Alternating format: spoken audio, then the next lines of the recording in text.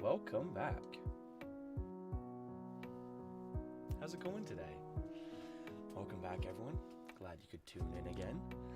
Of course, Heels on You here, bringing you some more Ultima Online content. Seemed to be a pretty big crowd favorite yesterday. I think it's going to be a great community game for everyone to play. Give everyone something, constructive to do. We're going to try and create a little bit of a community online. We're going to create a guild. If you want to join my Discord server to be able to vote on the guild name and also where we want to start placing the community houses, drop into the Discord. Let me know. We're going to drop the Discord link right now here for everyone.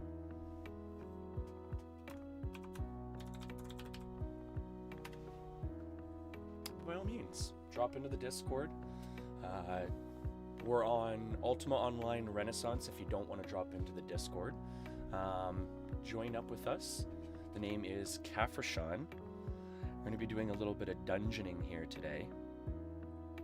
And then hopefully in the future we'll be able to create a bit of a community and have some fun with it, right?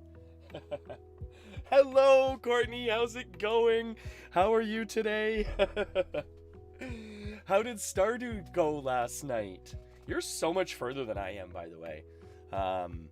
I'm in what, year 2 of my farm, and I'm nowhere near the progression you are. I spend too much time chatting with everyone. That's my thing. I always joke with people. You don't come to this channel for gameplay. You come here to have a good time, to chat, and of course, to get healed up, right? That's the main thing. We want to get everyone healed up. And make sure you take an RGB potion with you, right? The RGB potion is to keep all the lag monsters away. And there's nothing worse than having lag throughout all of this. It's the last thing we probably need, right? How are you today? Oh, I'm glad to hear it was good. Yeah, I was tuned in for most of the night. I was kind of stream hopping back and forth because actually it was someone I've been watching for a really long time. Super Cubby. Super awesome streamer. Actually, I think I finally have my shout out working here. For anyone that wants to check out someone very similar in terms of like their energy level and stuff like that to me, like they are super energetic and everything. I hope I do this right. Yeah, okay. So it's his birthday. So last night was his birthday, so I was kind of stream hopping back and forth and everything like that between his stream, your stream, and everyone else in the SAS community, right? Showing some SAS family love. But yeah, it was his birthday last night, so if you can and everything, you know, show Super Cubby some love. I think he's actually on like hour 11 or 12 of like a really long like birthday stream, which hats off to him. I don't know if I'd be able to do a stream that long on my birthday. Make sure he gets healed up too, right? He's probably pretty tired at this point. He's been playing with his crowd the entire night. What? Pegasus? No way! So glad to see you back again. If I type, do I get a little animated dude with my name on the bottom of the stream? You know what? No, you should get one just automatically. I think I have it set so everyone automatically gets one. And just to let you know as well, if you want to choose a different avatar, I believe you can do that on the right-hand side of my my Twitch panel. I always forget it's mirrored. The right-hand side of my Twitch panel, I believe there's a little stream avatar like button. Click on that and you should be able to choose a different avatar if you want, Pegasus, which is really cool.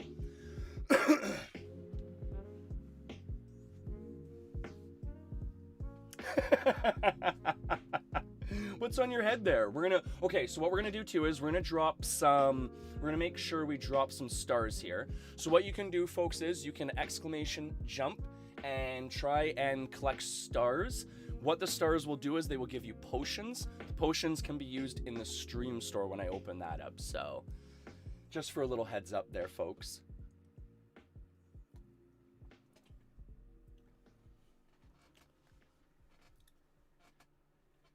Oh, maybe, yeah, it's just kind of lagged out. Because I know myself, even when I go to open it up in the morning time, the actual avatar is a little bit slow to pop up, even for mine. So, but I have mine set to Magneto, of course, right? Who doesn't like a good Marvel character? And Magneto of all of them, right?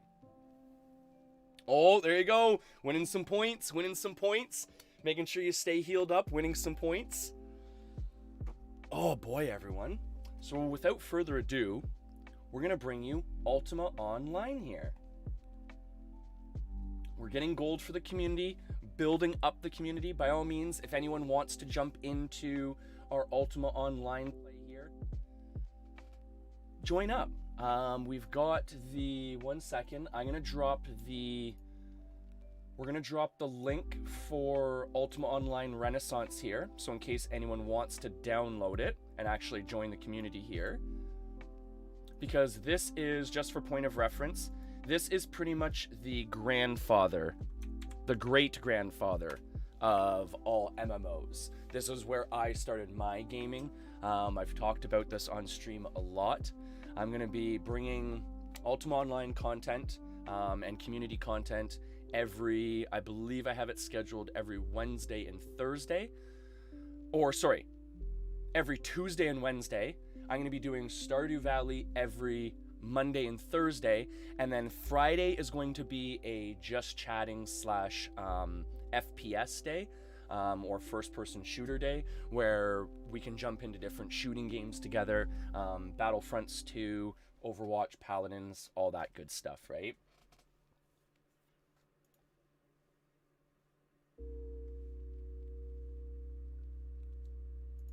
Oh yeah, we were talking about that last time, Pegasus.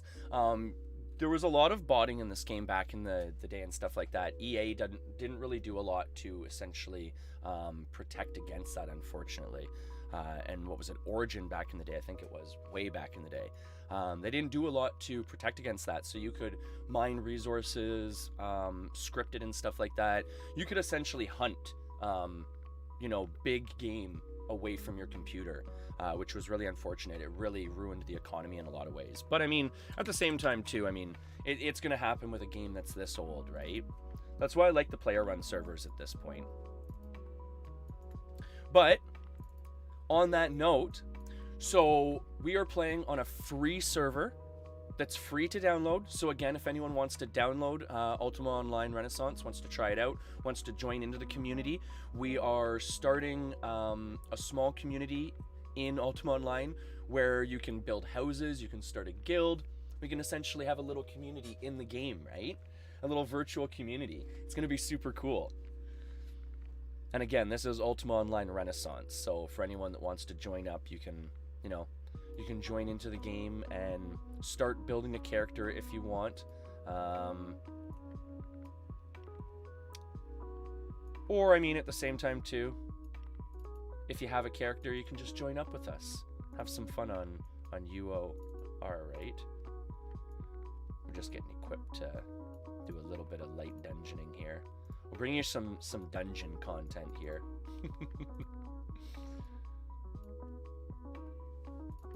Where did my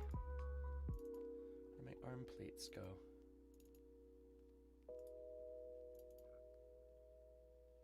Oh, here they are. I'll just use those. Oh, you can't use ringmail arms on this server? Or is it that you can't wear a shirt? Sometimes I was going to say, sometimes you can't wear a shirt. Oh, that's weird. The ringmail arms go underneath the paper doll on this server. That's really weird. Okay. Usually on your paper doll, your ringmail arms would be on the outside, like they're showing on my little character here. But here, I guess they go underneath your armor. See that? That's kind of strange. Okay, whatever.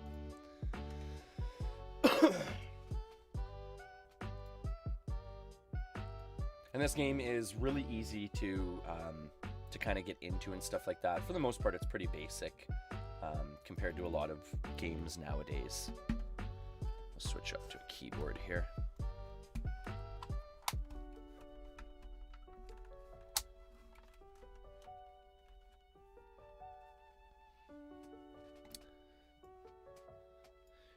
Someone We had the Dark Lord Alex yesterday was nice enough to gift us some money, a house and everything like that. So we do have a bit of a foothold for the community for when people do join up. I did actually have a couple people downloading it yesterday, and we did actually find out too, which was really cool.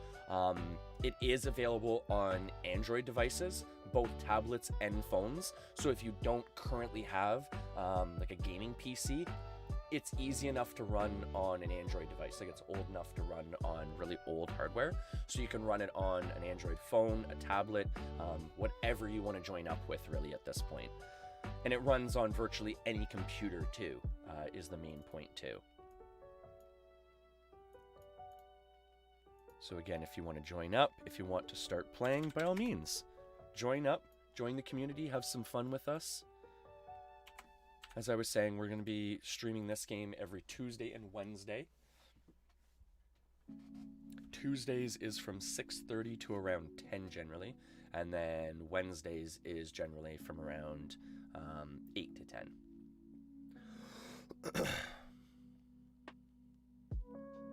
Oh, and I got to show this as well, of course, right?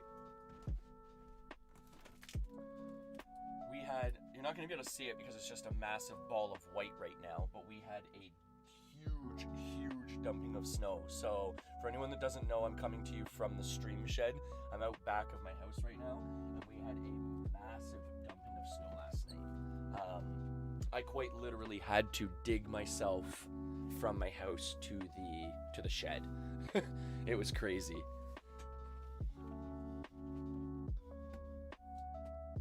I think he turned it into his day job.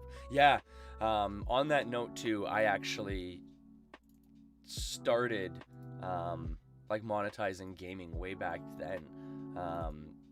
In those days, you could mine either gold or items in the game and then sell them on eBay or whatever. And it was actually really popular back in the day. So I used to do that with my buddy. We used to sell different rares. Every once in a while we would sell like money and stuff like that. A lot of player run servers, like, I've read the terms and conditions on UO Renaissance, you're not allowed to do that here, but it used to be a pretty good way to make some side money. Well, back in the day when people actually used to play this game too, right? There's not as many people playing Ultima Online anymore, so I'll be honest, you probably wouldn't get the same turnaround. You probably wouldn't even be able to sell the items anymore, to be honest. Carrying too much weight. What am I carrying?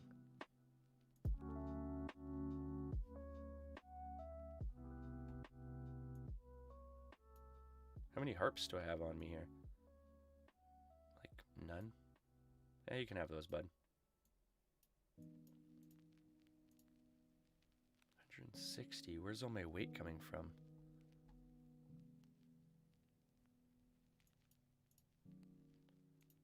Oh, 41. I didn't think I was carrying that many.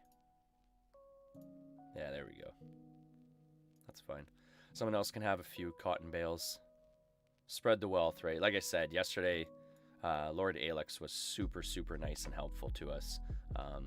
It was nice enough to give us a huge ton of money to start the community and help us essentially get people housed and get people started in the game, because it can be tricky if you don't have funds and you don't know what you're doing to buy different materials to build up skills and stuff like that. So oh, you had snow too, Courtney?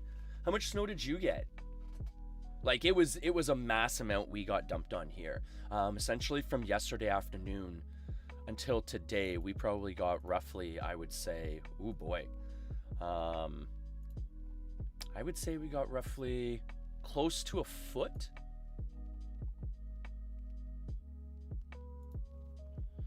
New macro name is going to be spinning wheel. Oh, and for anyone that was watching yesterday, I was able to actually figure out the classic UO client. So it's really nice that now I actually have the window opened up much bigger than I was able to get it yesterday. And what I'm doing is I'm just creating a quick macro to essentially make make creating the thread much easier. There's a lot of things in this game that are very tedious, a lot of really repetitive tasks and stuff like that. So what they've done is, when you download the game, generally you get Razor, which is kind of a third-party assistant, and you can create macros to do a lot of the tedious stuff. Like right now, what I'm doing is, if you notice, the cursor will come up every once in a while. It's essentially just running in the background, double-clicking the cotton bales and then clicking on the spinning wheel, just so I don't have to like waste mouse time doing that. Kind of helps out, right? Hey, Hentai, how's it going?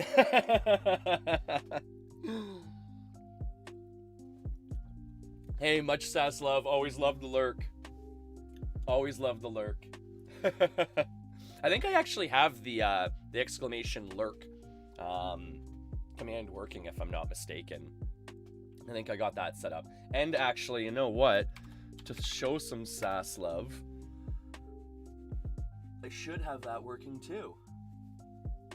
Sass, the Sass community, streamers assisting streamers, super helpful community. You know, big shout out to them. They've been very helpful along the way, in terms of just, even in a lot of cases, keeping me positive, helping me out with little questions and stuff like that I may have, in terms of, you know, how things are working and stuff, on stream with hardware, software. You know, it's always helpful to have other streamers to bounce questions off of, right? And they have been super, super helpful, like a family. All right, so we're going to create a new macro here, and this one's going to be called Loom. So what this one is going to do is, essentially, this one is going to record me double-clicking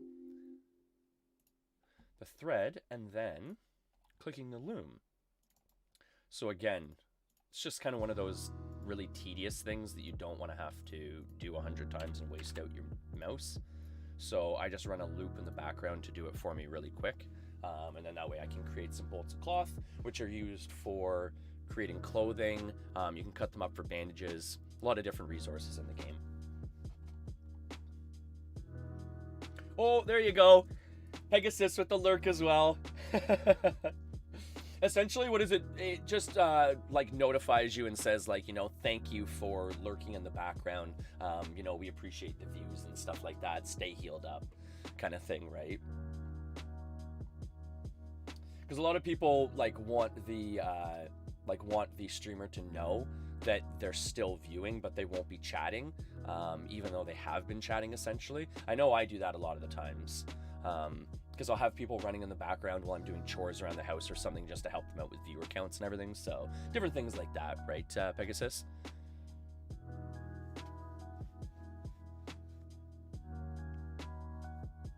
Just a fun way of acknowledging, you know, participation in the community and stuff like that, which is always, I mean, always appreciated, right?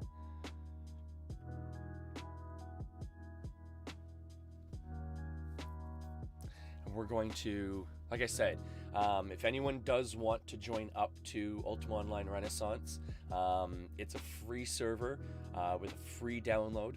You don't have to pay for anything if you don't want to.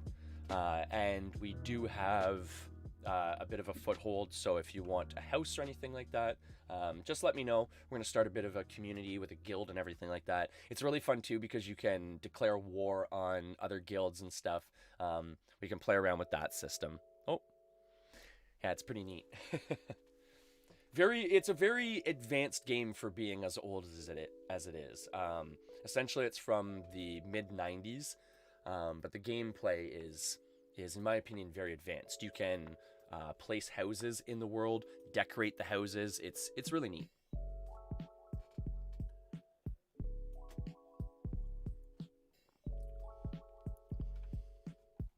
Oh, no thread left. All right.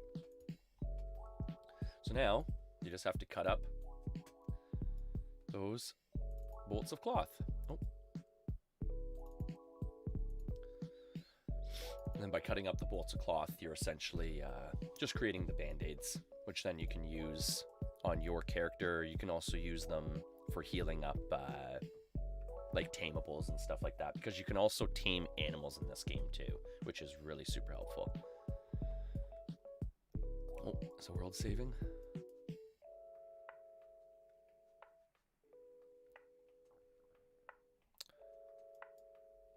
Where do my bolts of cloth go if I... Oh, I forgot about that. Alright, so we'll drop... Again, I like to drop stuff on the ground if I can, just to help people out. Might as well, right? I'm carrying too much anyways. Someone will come by and pick those up and... Ooh! A couple hundred bandages, that's always helpful. Even though bandages in this game are free. You can always just go pick cotton in the fields to go get them. Alright. So, now that we've got some bandages... Excuse me. Oh. We'll go out and do a little bit of hunting now, right? We'll do a little bit of hunting now.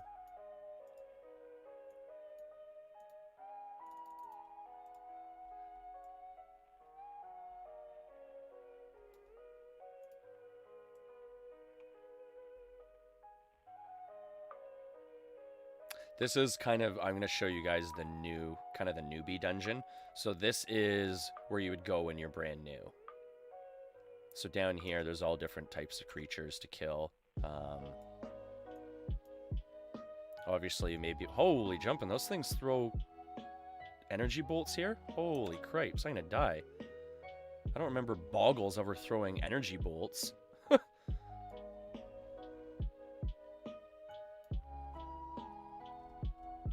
Gotta get healed up here. Gotta heal ourselves up.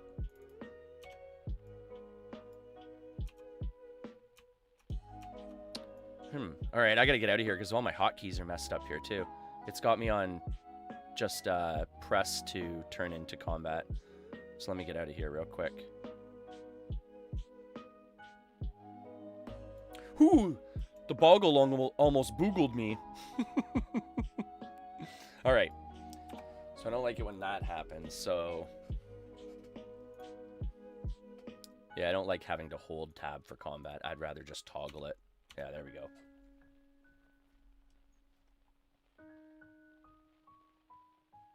Alright.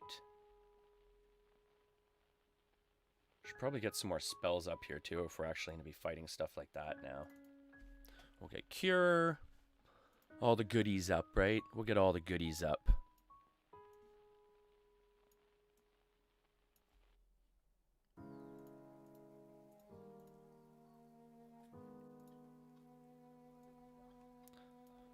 So heal is always really helpful because essentially, unless it's different on this server anyways, the regular heal spell can't be interrupted by creatures or anything like that. So it's really helpful in a really tight situation if you need to get like a little bit of healing off. And then greater heal is better if you need a larger heal.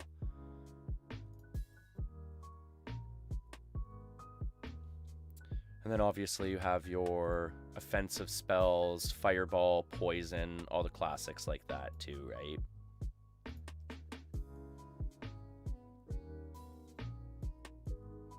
A lot of the times over time I'll get these all hotkeyed to my actual keyboard and everything, but I'm just, you know, I'm just getting back into Ultima Online, so I don't have anything hotkeyed for right now.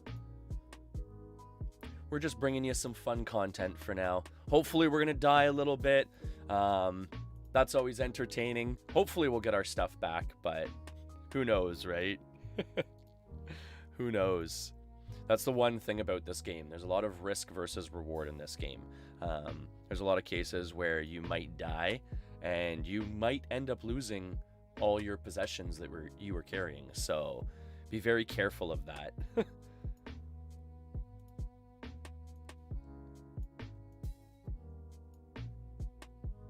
I wish you could. Can you move those? Oh, now they're stuck together. You can't move them. Oh, great.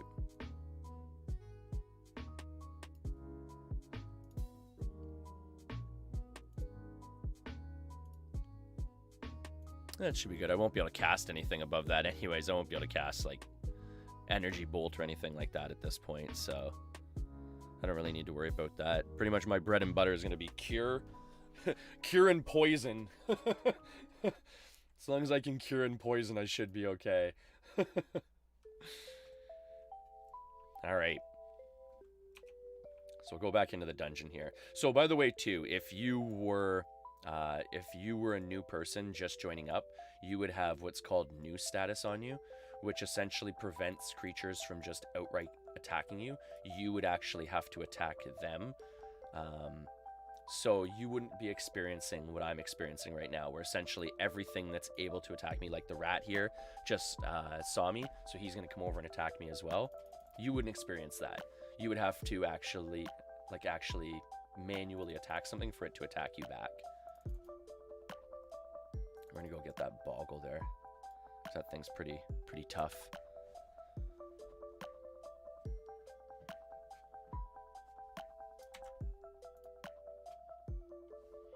So what we did there was we just pacified the boggle. So essentially, by using peacemaking on the boggle, you can actually pretty much pacify it and almost paralyze it, which is obviously really super helpful in PVM situations. Arguably, peacemaking and provocation in this game are probably two of the most powerful skills in the game, other than probably like magery and animal taming. But they're really, really powerful. Because, like, for an example, again, like as he's walking to me, I can peacemake him, almost paralyze him, right? And as he just stands there, I can just like come in and start whacking away at him. And peacemaking is a very easy skill to build up early in the game. So that's why a lot of the times early in the game, I will create a peace warrior just to create a little bit of money and stuff like that.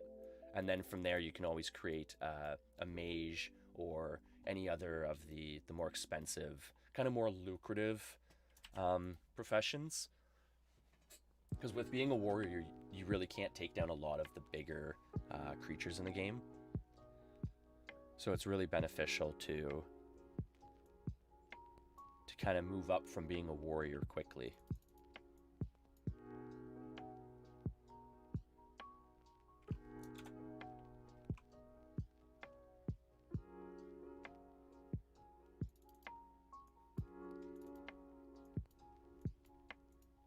Again, if I'm not mistaken too, I believe there is an auto loot option as well. So instead of having to click through the corpses the way I'm doing, you can have it set so you'll just pretty much automatically loot anything you've got it set to. Gold, gems, regents. And then that way you just double click on the corpse, it auto loots it, and you can just move on to the next corpse, which was, I had that set up on my old characters. That was a really nice ease of use feature. So this is essentially like the newbie dungeon here. So this is where most people will come to train up skills, maybe fight some lower end monsters and stuff like that, make a couple bucks to train up other skills and everything.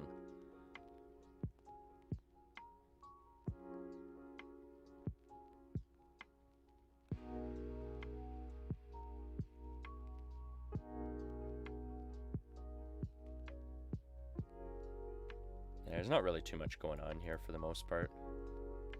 It's a pretty neat dungeon though that they've put together for like new players and stuff like that. It's really nice that they have this, because most of these creatures are hard to find in other areas, but here they've kind of put them all together for you, and they're all, again, like lower end creatures that any new player would be able to take out very easily.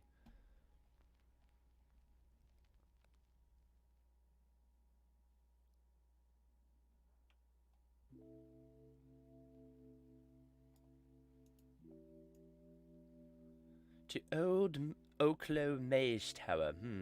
Oh, look at these two. They're just fighting away over here. They're getting in some sort of spat. Hey, stop it. Stop it, you two. Stop it. Stop it. Stop it. Stop it. Hey. Hey, stop it. I'm going to pacify you both. You're both on timeout. You're on timeout. Hey. Hey, Mongbat, you're on timeout. Stop fighting. Do you even remember what the fight was about? Alright, let's get out of here. Oh, look at this guy. Just fronting up on us like that. You're done, son. So this, for a new player, would probably be the best area once you have some skills trained up to a certain degree, because these guys actually give a decent amount of gold per piece, and they also have weapons that they're going to give away. They're going to have a few different things that they'll give you, so it's worth it to actually come down to this area to fight them.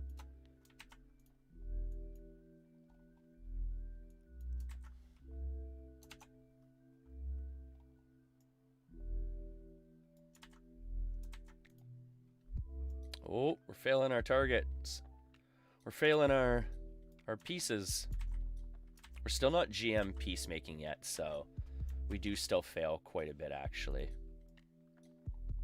And he's probably actually one of the tougher ones. There are different creatures that are tougher than other ones to pacify.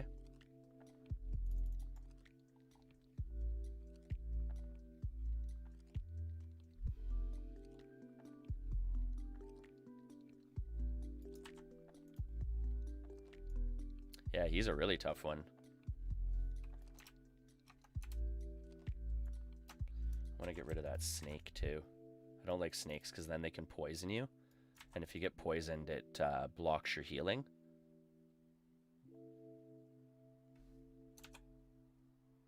And that is obviously a bad thing.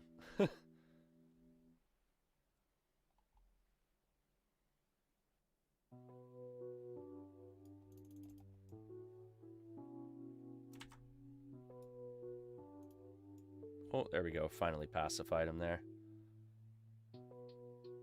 See, for this style of play too, like realistically, I should be using like a bigger weapon if I'm gonna like kind of kite them around and stuff like that. So when I do get a hit on them, it's a much bigger hit. Because right now, essentially, I'm just kind of pot shotting them.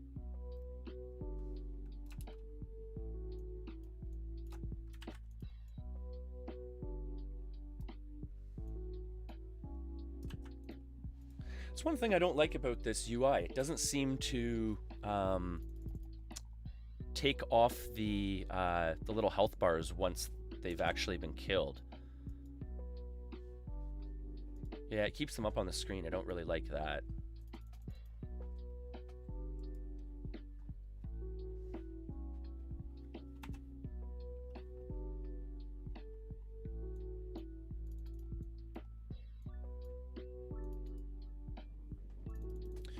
Get going into a different dungeon here shortly as well. I just wanted to show you kind of the newer dungeon, because most likely, like I was saying, this is probably where you're going to start out playing most of the content and building up your character.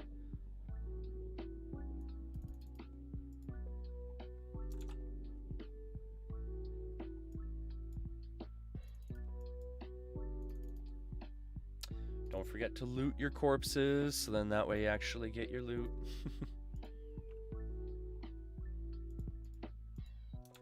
Oh, I guess what it does is, essentially, when the creature's dead, it's going to gray out the health bar. I don't really know how effective that is. I'd rather them just get rid of the health bar, but whatever.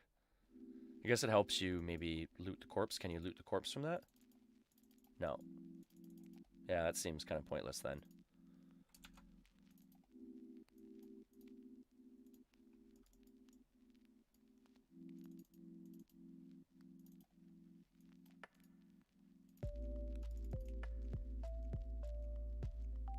Oh yeah, see, look at all those guys out there. See, this is a good area if you, especially if you have provocation too, because with provocation you can actually get the guys to attack one another, which is obviously very helpful, because then instead of you having to damage them yourself, they're just gonna damage one another.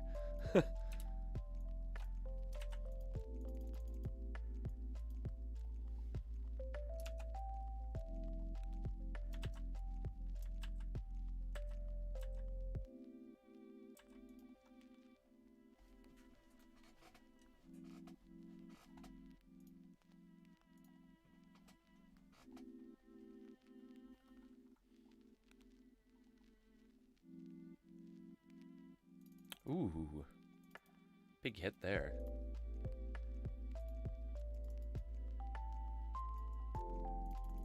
And I like this game too because just like Stardew Valley, you can kind of relax. It's not crazy intensive or anything like that. Like this is a little bit slower than the than some of the other dungeons, obviously, because I can kind of kite them away and lure them away from their friends. But for the most part, this game's pretty relaxed, nice and easy breezy.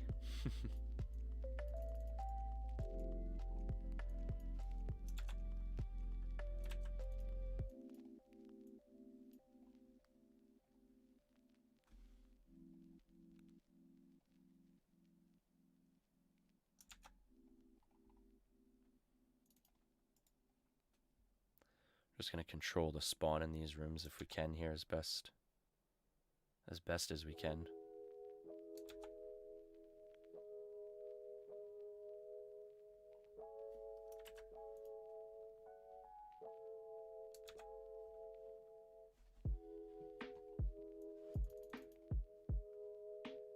We're slowly building up our swordsmanship too, if you notice as well. We're not GM swordsmen. We're slowly just building up skills at this point too. So that's why I'm not going against a lot of the harder, bigger mobs and everything like that. We're still trying to stay within our within our abilities. The peacemaking makes things a lot easier, but I'd still be worried about taking out a lot of the bigger enemies, especially with our magery being relatively low and stuff like that as well. Go to throw down an invisibility or something and you fizzle it, end up dying, right?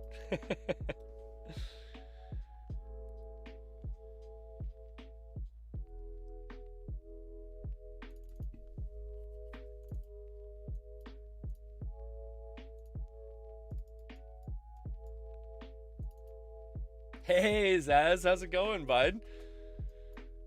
How are you today? What are you playing today, bud? More World of Warcraft?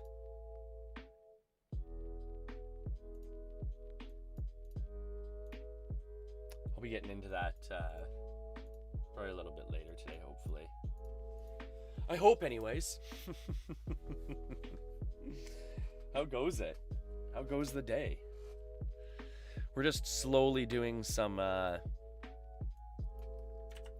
hunting in Ultima Online here. We're just showing off the different like newbie areas that most people will probably be hunting in when they go out. So this is essentially the undead like sailor's dock kind of area, right? It's pretty cool actually. So you launch your ship from here. The sailing system in this game is actually pretty in depth. Like you can fish up message in a bottles, if I'm not mistaken. You can use fishing nets to fish up like sea monsters. It's pretty neat what they have, the different systems they have built into this game. You can also go treasure hunting with a treasure map, which is super fun and neat. I was explaining it yesterday, you actually need like a cartographer, which is a skill in the game, to uncode the map. They need to be able to like remove the trap on the chest. Then by doing that, like monsters will spawn. You have to take out the monsters and then you get to loot the chest afterwards, right? You get some pretty cool loot from it too.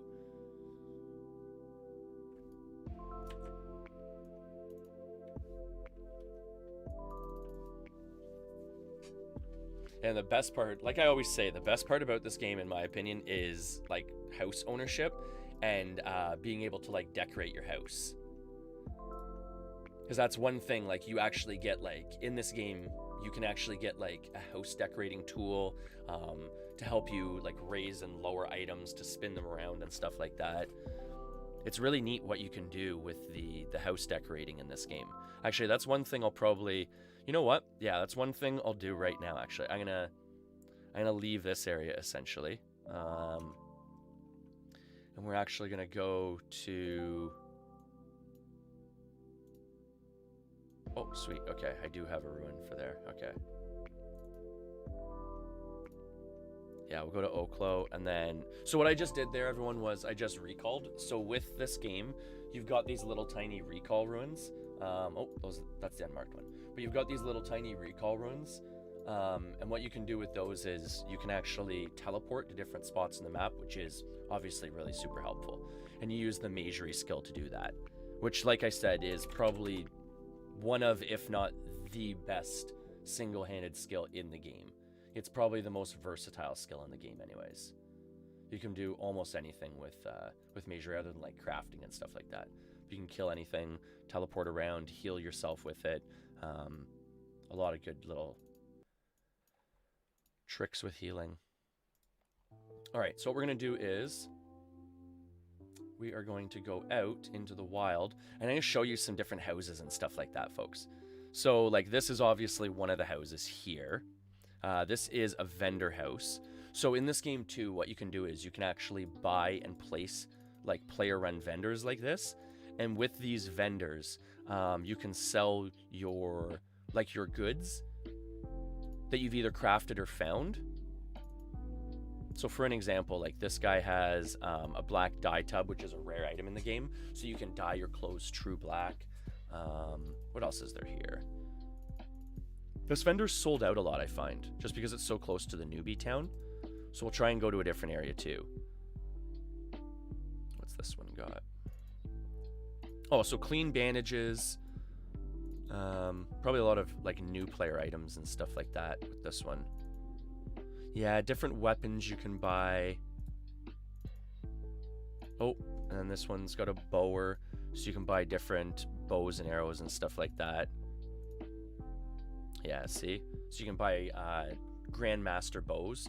So essentially, when you see an exceptional heavy crossbow, that means exceptional means that it's made very well by an exceptional craftsman of a certain skill level. And usually the exceptional weapons will do better damage than a non-exceptional version. They're not better for skill gain, but they are better for hunting, just for point of reference. Oh, and you can buy different decorations. Like for an example, this is a bear rug you can buy from here. What else is there? You can buy like hanging wall shields. Lots of different decorations in this game, right? Can you go upstairs in this house? So this would be the second floor. Oh, actually, you can go upstairs in this house. That's cool. So again, you can decorate your house in different ways. This is kind of like a ruin library they have set up here.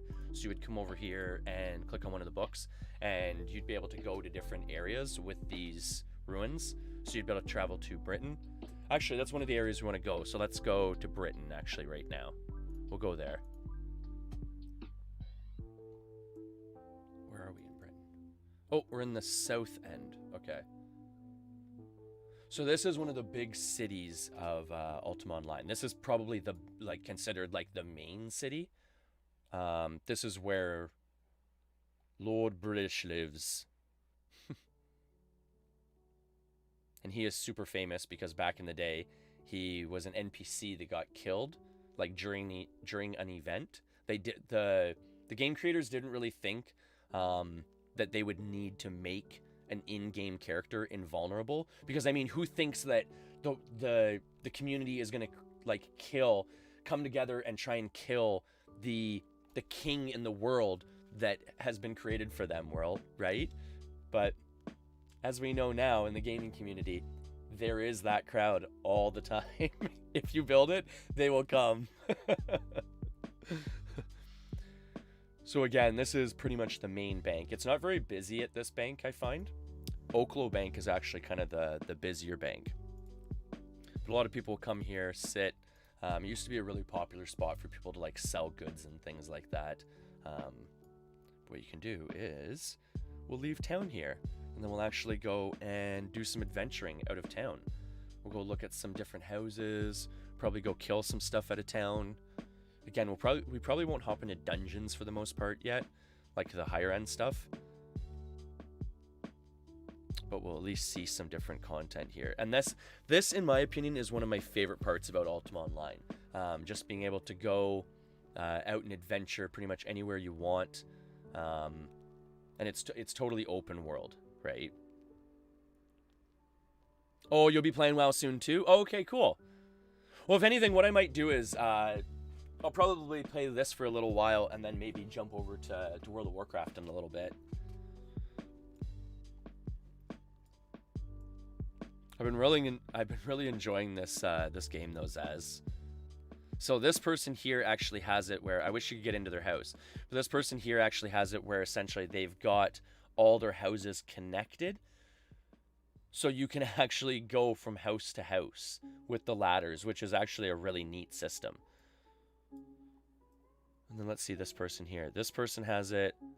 Oh, so you can't use the ladders on the steps unless I guess maybe you're friended. But you can go inside the house here a little bit. Oh, this one's kind of boring. It's too bad when people have their houses set up like this. Oh, really? You can get in, but you can't get out? It's a little trap like that.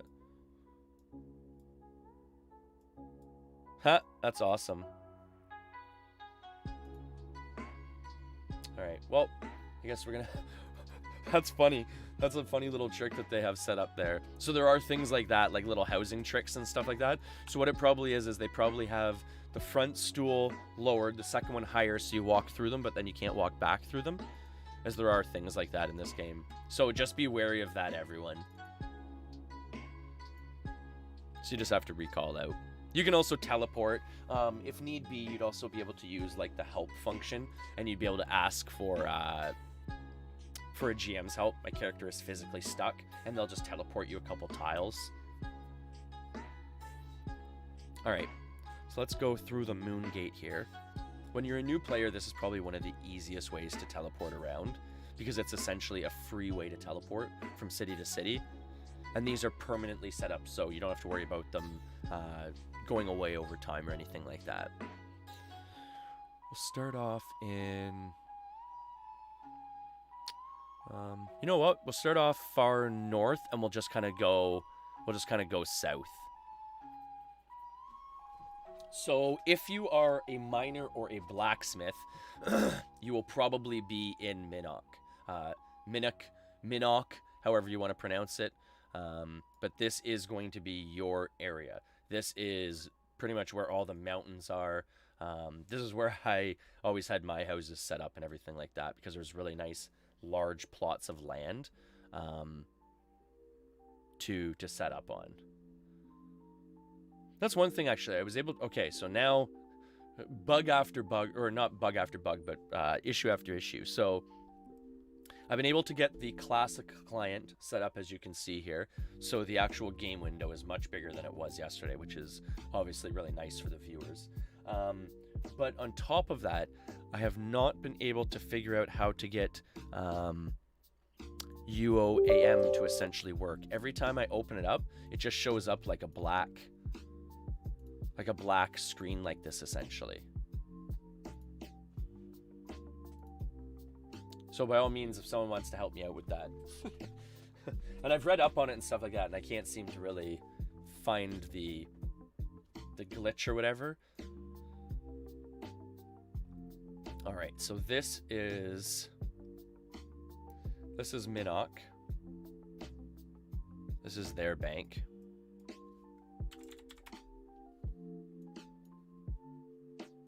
This used to be a very super popular hangout spot too, because the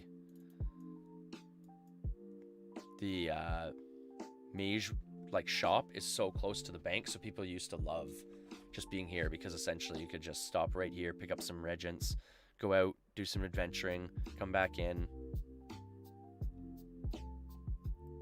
Oh, and big word to the wise, if you are a new player and you've picked Magery as a starting ability, it can be really expensive, because you essentially, with every spell you cast, you have to have a certain regent to be able to cast the spell, and they get used up over time.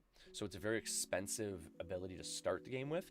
What I suggest is running these like escorts. It sounds horrible, but what you do is they're like escort quests. And you would come up to them and essentially, or actually this one here, you would come up to them and they're gonna ask you like, is it Gracia escort? I forget what the command is. But there is a command where essentially you would talk to them and they will...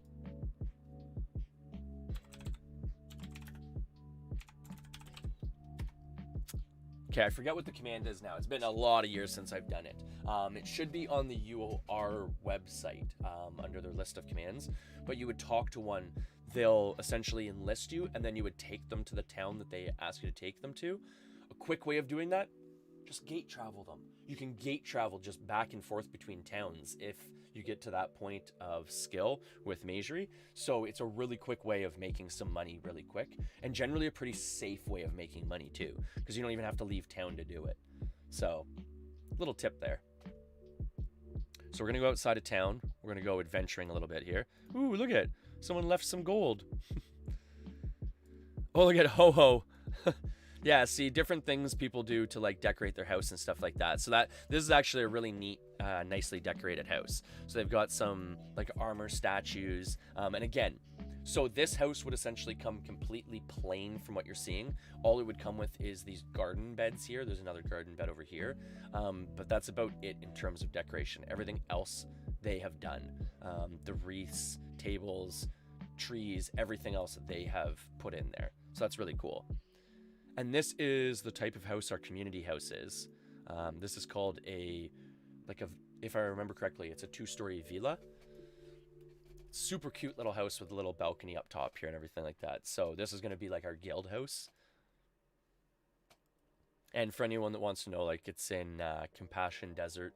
So, you know, if anyone wants to start adventuring in the game and wants to make their way out there, by all means. It's not a far distance to get out there from Britain, so. Hello. Hello. I've seen on this server too a lot of people putting these little paths on their house to like almost the little floor tiles to make their house, I guess, an extra floor bigger with the ladder. That's kind of a neat idea too. Because I guess, from what I'm gathering is, it might be hard to place a house on this server. Like, there might be a lot of houses already. So it might be hard to find land to place a house, even though it still looks like there'd be spots like this. Like, you'd probably place a small house here, different things like that, as long as it's not under the town, as long as it's not under protection of the town guards, which it looks like it might be. Yeah, that's probably why there's not a house there. So you can't place a house under protection of the town guards, just for point of reference. Oh, look at this setup. This is cool. So that's the thing on this server. No one... Oh, okay, cool. So this person does actually have their house opened up a little bit. So at least you can look in, see what's here. So this is the guild stone. With that, you can create your guild, have people join. You can declare war on other guilds. It's really cool.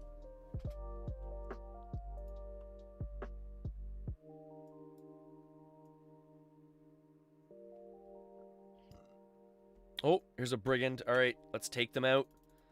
Let's take them out. We need money for our community. You don't stand a chance against me, Alana.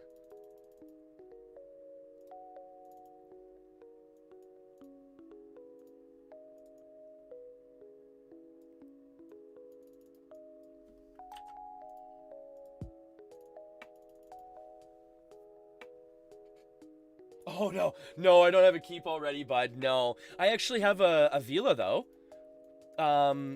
Yesterday, I was lucky enough to be gifted a villa. Bud, I got gifted huge yesterday. We have a massive start for the community. Someone in... like someone on the server, I guess, was like stream sniping me and found me slowly killing things in dungeons to get money for the community for when everyone starts joining up and stuff like that. And they were nice enough to give me like a house, guildstone, multiple housing deeds. We've got like a mass amount of money for the community and everything. I'm just kind of doing this to show everyone off the world and everything. But yeah, we're set up, bud. We're set up. So by all means, whenever you want to jump in, actually, you'll never guess, Nick's already downloaded. He's got some characters getting macroed up. He's getting some PvP characters going. So once he gets all macroed up, he's asked for a little bit of money to get like his resist skills up. So once I meet up with him in the game, we'll get him some money and get him going, and we'll be back at it, bud. Should I bring Engrail? Is that even a question? Yep, the one and only, bud. The one and only. Mr. Bob himself.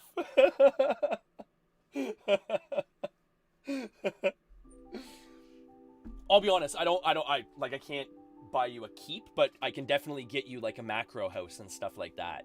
The one thing I have to admit on this server is, I'll be honest, it seems like there's a lot of houses. It might be hard to find a plot of land.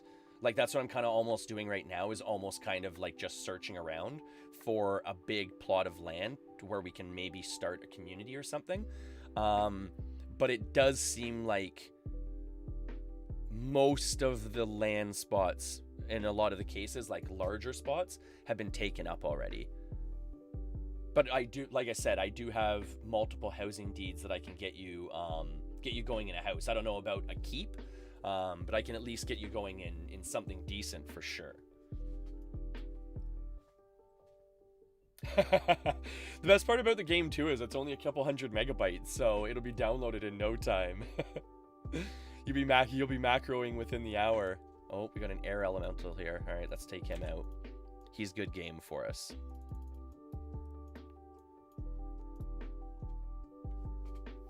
Yeah, it's been super nostalgic and fun just coming back to Ultima Online once in a while, playing through the content. I like it. I always say I like it because you can do virtually anything in it, right? If you don't want to come out and adventure, you can be a craftsman in town. You could be the armorer for the group or anything like that. We don't have a craftsman for the group yet, so I know I'll be working on those skills myself, like a blacksmith, a carpenter, things like that, a tailor. I know I want my character to look all pimped out, so we gotta have a tailor, right? Gotta have the tailor popping in the game.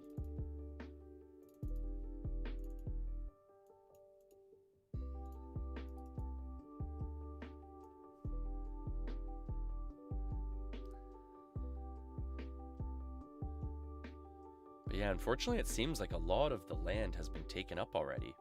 I'm finding it hard to find a spot where there'd be even really a spot to place a house, let alone kind of a community. Some cool decorated houses here, though. Oh, another moon gate here.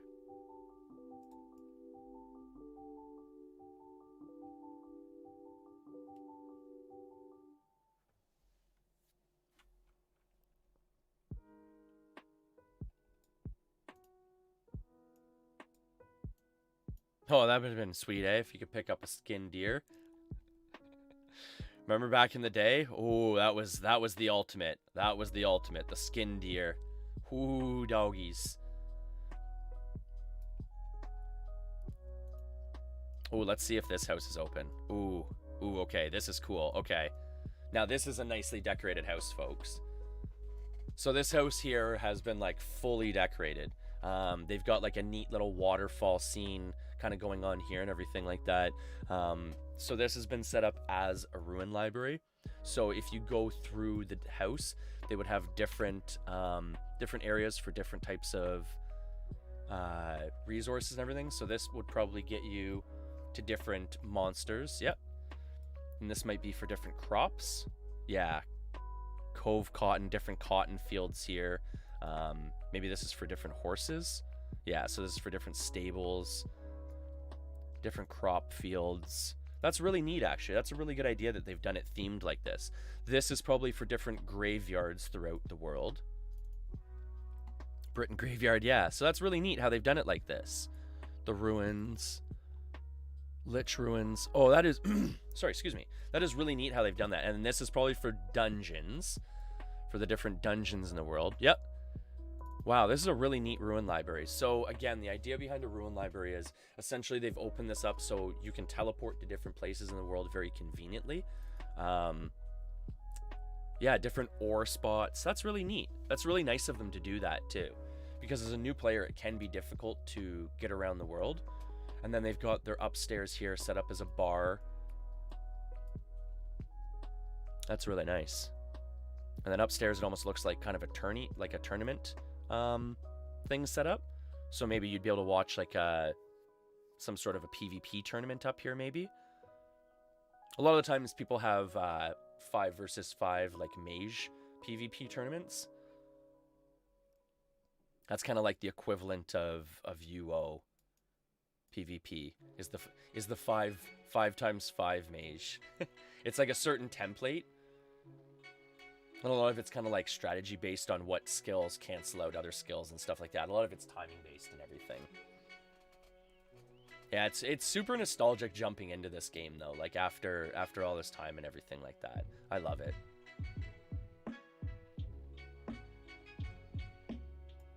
Yeah, we'll have to get our house nicely decorated up like all these ones here. I'm a big fan of having a nicely decorated house. Oh, this one's super cool. That's kind of neat. How they've got like a waterfall. And okay, so just for point of reference, I don't know if you've noticed this, Tori. You can actually, in this map, you can actually use these ladders and connect different houses together. So it seems like the most popular ones are the keeps and the small keeps. You can actually connect a large keep to a small keep with the ladder system, if you notice there. Like that's why it's kind of hidden, but you'd actually be able to jump from the small keep up to the large keep and back and forth, which is really neat. I don't think I've ever seen that on a server before.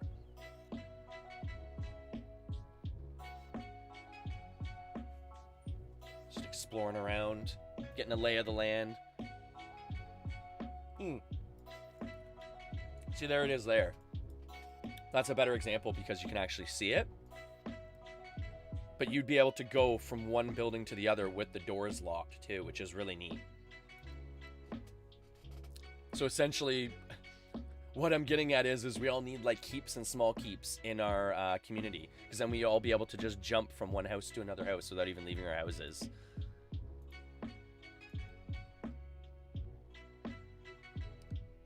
All right, let's get out of here. We'll go follow the path south because that's the way we were going. We started far north. Minix pretty much as far north as you can pretty much get. See, and then here are the mines and the mountains and everything. That's what I was saying too. Like, I wish UOAM was working properly here, because essentially I could show you like properly on the map, like where we are, kind of what's happening and everything. But I don't think I have it set up properly. I'll get it figured out later. One thing at a time, right? I'm only one person. But you'd come in here, you could go mining in here. Ooh, copper golem, see?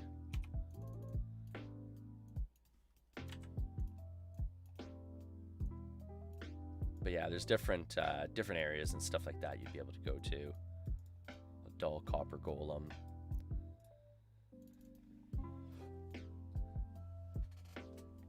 Hey, no worries, sass love, much love.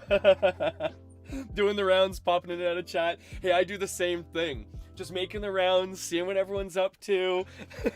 And I always try and make sure too, because I know myself, like I always feel bad, because sometimes I won't pick up on if there's like a technical problem. It's always nice to get feedback on streams too, right? Like constructive criticism, are audio levels good? Is the music too loud? Things like that too, right, Bull? Hey, Courtney, exactly, right? Much love around, right?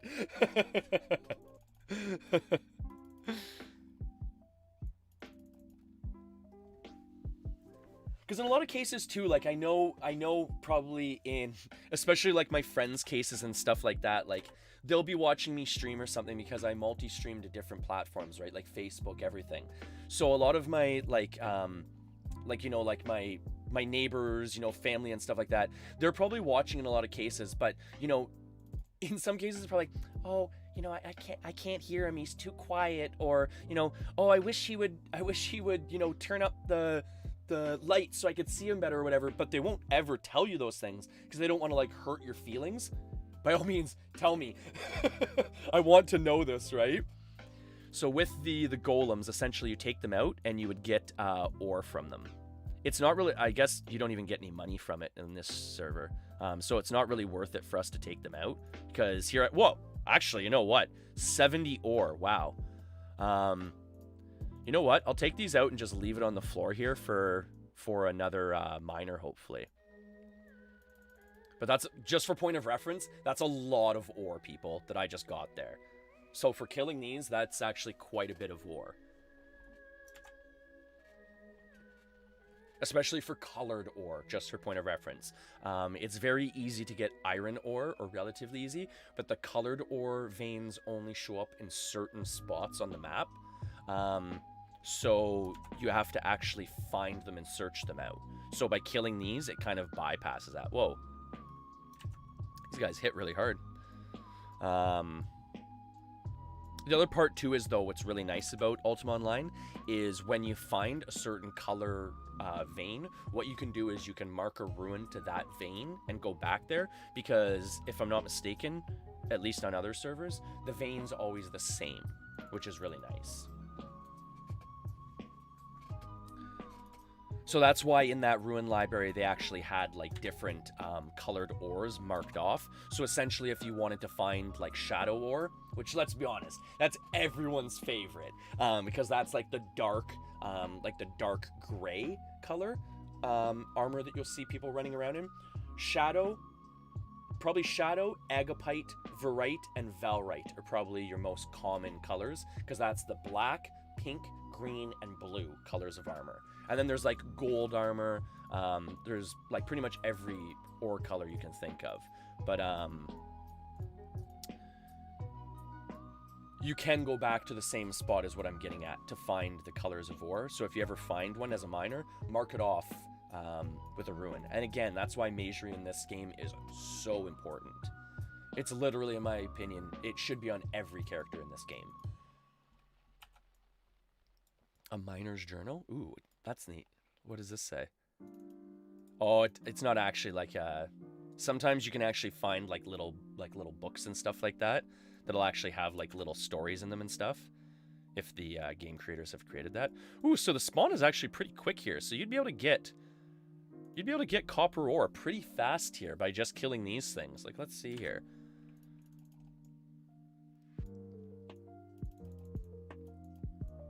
And again, like, I know a lot of people in these types of games, they don't like going out of town and stuff like that.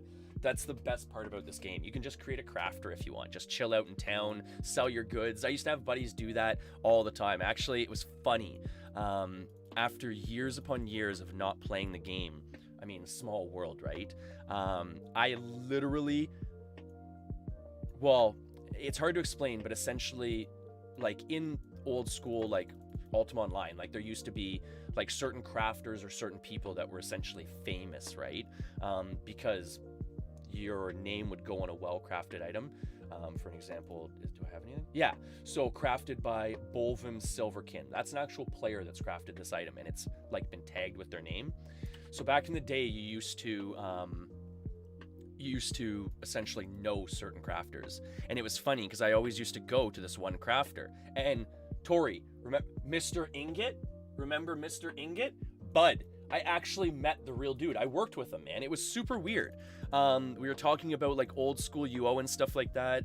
You know, about just the old servers, how it kind of broke down. I was explaining to him that, you know, like, if you want to, you still can play the game. It's still available, right?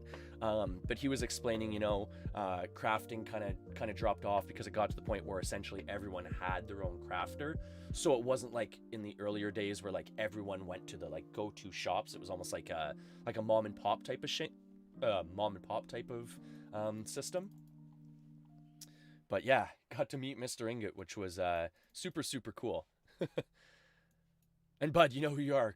Coolest guy ever. King amongst men. That guy.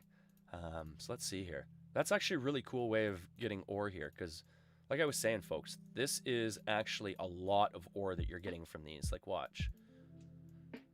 So this is essentially a big heavy pile that I'm pulling around here. Yeah, I'm going to mix it in with the lighter pile. Oh, can I do it? Yeah, 190. in that amount of time, just from killing 2 elementals. Wow. Wow. If I had mining, or if I had like smelting, I'd be definitely doing this.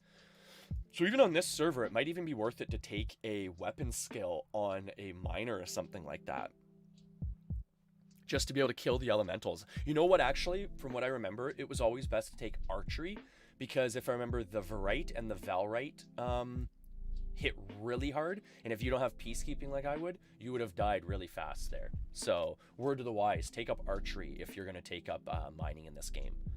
It would be really, really lucrative to do that. Oh, look at, we found, what is this? Despise, if I remember correctly. It's been so long, I forget what all these dungeons are and everything. So I'm just going to quickly heal up here. I'm going to take you through this. Or, no, this one's Cove, isn't it? This is Cove, isn't it? Cove was the one that had the harpies. And then if you get deep enough here, like if I go a little bit deeper here, I'm not going to go too deep because, like I said, I am still relatively new. Like anything more than like a harpy, I'm probably going to like lose in a fight against. But if you go in, you can actually drop down to the next level, and there'll be like harder things the deeper you go in. Because also too, I really should have like potions and stuff like that too. Like potions are always super helpful. Potion up, baby, potion up. There you go. There you go. That's where it all came from back in the UO days, right? Okay, so for an example, we've just finished, like, I guess that would be floor 1 technically. Oh, Tori, I gotta show you this if you're still watching, bud. So this is what my girlfriend made me for my Ultima Online streams. It's super awesome. It is an Ultima Online, like, potion wreath. So essentially each one is a different potion from Ultima Online, like refresh, greater refresh, cure, greater cure, poison, deadly poison, all your main potions, right? Because as anyone knows, we're the potion man here, right? Bringing in the RGB potions throughout the day to make sure everyone stays lag free, right? Because we're the potion man. We're the potion man. Oh, just having fun. Too much fun, folks. Too much fun. Is that a healer? No way. Wow, that's really convenient, actually. So normally, we used to joke about this all the time, eh, Tori? Like, look at this. Look at how handholdy this is. There's 2 wandering healers in the dungeon. You used to have to run, and it was funny. Okay, so running joke, in this game, it doesn't work like a lot of other games. When you die, for one, you have to go and find one of these wandering healers to actually resurrect you, unless you have a friend to resurrect you. It's not like in World of Warcraft or anything, you just run back to your corpse, and all of a sudden, within vicinity, you get, you know, auto-res, or you can just reboot at, like a shrine or something. Okay, disclaimer, there are shrines, but you have to go find those too. It's not like you get resurrected at a shrine and just get teleported there. So the game was very hard to find healers in a lot of the times, and it was funny because, of course, Murphy's Law, right? You die, and every time you die, there's never a wandering healer around when you need one. And it's fun. Or is this serious? There's seriously 3 of them in this one area? What is going on here? But you know, watch. You know what's going to happen, everyone? I almost feel like going into the dungeon, dying, coming back out here, and I almost guarantee you that if I did that, all 3 of these healers would just disappear. That would be really funny if that was actually true. I'm not going to try it, because with my luck, that will happen. Alright, so this is like level 2 here, if I'm not mistaken, so we're going to run through this really quick again to show you. I do have peacekeeping, so that's one thing that I feel a little bit more confident on. Like, I can at least control the spawn a little bit, like if I need to. Yeah, see, here's like more harpies. The stone harpy is pretty tough, so be careful if you go to take one of those out. That's the one thing too in this game, like there's no like stat guide or anything for the most part about like, okay, this monster is, you know, level 14, so I'm a level 15, so I should be able to theoretically take it out. No, it's a lot of guinea pigging and trial and error on what you can take out at what points. There are little things to tell you and to give you tips and tricks. Like for an example, there's what's called anatomy in the game, and that will essentially give you Uh-oh, I'm frozen. Uh-oh. That will essentially give you a breakdown of different stats that different monsters may have. So you can always do it that way, but it's not very effective because it's not going to give you an actual breakdown of the stats. It's just going to give you like almost like a little riddle, like this character is as quick as or as fast as Quicksilver. You don't really know how fast that is, right? They could end up whooping you. But I mean, use your best judgment, right? Is my best suggestion with that. Like, if you're brand new to the game and you have young status, do you think you're going to be able to take out a dragon? Probably not, right? Hey, Bull, how's it going? So much sass love in here. We got all the sass in here. So much sass. Okay. Okay. So now we're getting into some pretty serious stuff here, folks. Yeah, see, it even gives you a warning when you go to enter this part of the dungeon.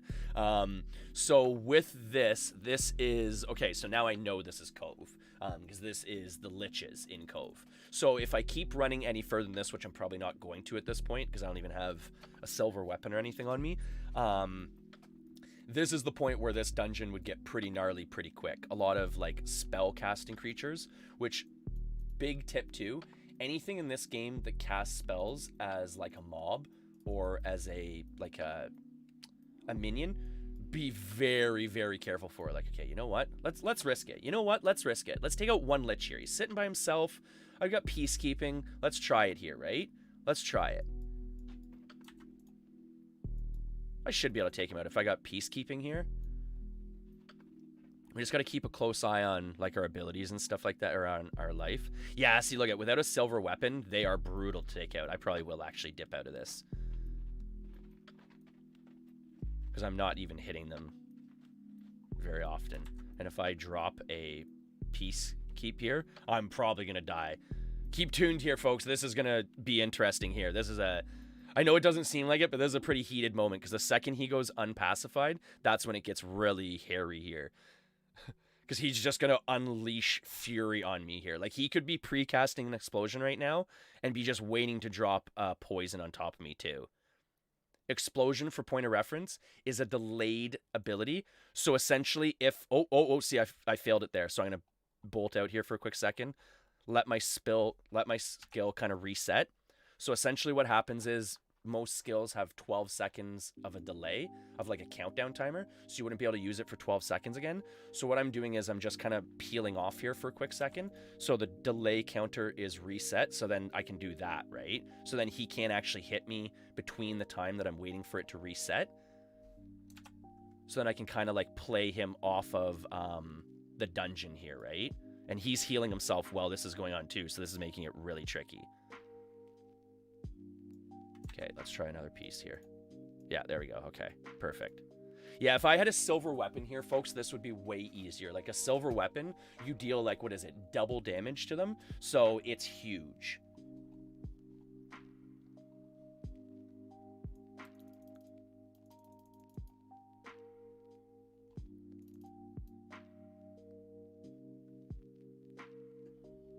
And just for point of reference, Sass, I think this would be a really cool community game, just for people to be able to pop in and out of, because it's essentially like almost like a cloud-based game where you'd be able to play it on and off. We can create essentially like a big community, a guild. We could create the Sass guild actually if we wanted to. It'd be really fun. We can go to war with other guilds. We can go PvP with them. It'd be super fun. Oh, okay, he's getting healed up here. This is making me worry here. He's precast and stuff here. He doesn't have too much health though, so we might be okay. Oh yeah, there we go. Okay, we got him. So let's see what we got here.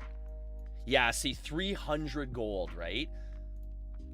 An explosion scroll, and what else did we get? An incognito scroll. And then a gnarled staff. So, like I was saying, folks, like liches, once you're at the point where you can take out liches are pretty much the most lucrative thing in the game to kill, because the spawn in here is really quick. Like, if it gets to the point where I was good enough, the liches would pretty much be one after another. And 300 gold per piece, when you can take them out a lot quicker than I just did, is pretty good money in this game. Back in the day, like, liches was like kind of the go-to thing to kill for most people, because it's relatively easy to get like a decent silver weapon, and if you have peacemaking or something, or a decent warrior, you can take them out pretty quick. So little inside tip for anyone that's, you know, thinking of picking up or dropping back into Ultima Online, liches is the way to go once you're at that point. Dragons technically have more gold and more loot, but their hit point pool is so much higher that it takes you so much longer to take down a dragon as a warrior compared to like a lich, that the actual like profits per minute really gets scaled down, it seems like, from what I remember back in the day anyways. Unless you're rocking maybe like a provocation warrior with like a really high-end weapon or something like that. Like, I am using a pretty decent weapon, like an exceedingly accurate broadsword of power. Like, that's really good in this game, especially for my point in the game, but it's not good against liches, so. And I'm not strong enough to take out dragons at this point, so it's kind of a catch, right? I think we're gonna teleport out at this point. Get out of here. Actually, no, we'll just use the spell. I want to build up our magerie at this point, so might as well use the spell, right? And what we're going to do too is, actually, I'm going to start marking more ruins, because then that way, with having different ruins marked, if people want to travel to different areas in the world, I'll start a little ruin library in our own guild house, and then for anyone that wants to go adventuring from the guild house, that's available for you. Oh, you can always use that. Greater heal potion. Bam! Nabbed it! Don't worry, and that's one thing too. I'll be working on my alchemy skill. I'll be building up that to make sure that we have plenty of potions for the guild, making sure that we're well stocked in terms of all our supplies.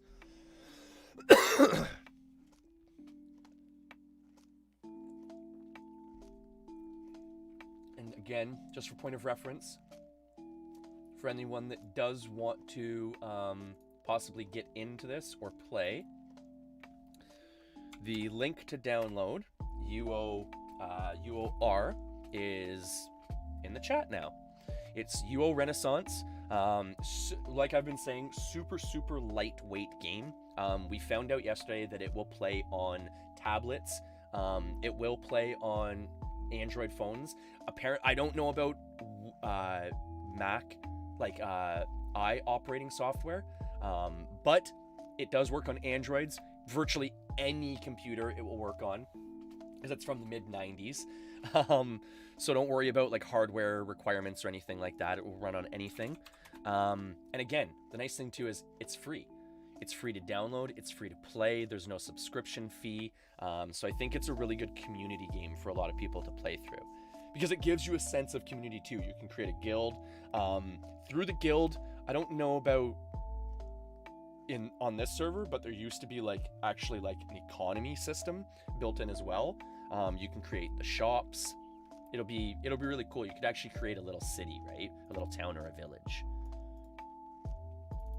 And a lot of the systems in this game are really neat, because like I was saying, like I've got for some, you know, community nights and stuff, I've got some treasure maps and stuff we can decode and possibly try and do as a group, different things like that, right? There's different dungeons you can go into, different you'd almost consider them like raids in World of Warcraft, but different group events to take down bigger bosses. Super cool, really neat old school game.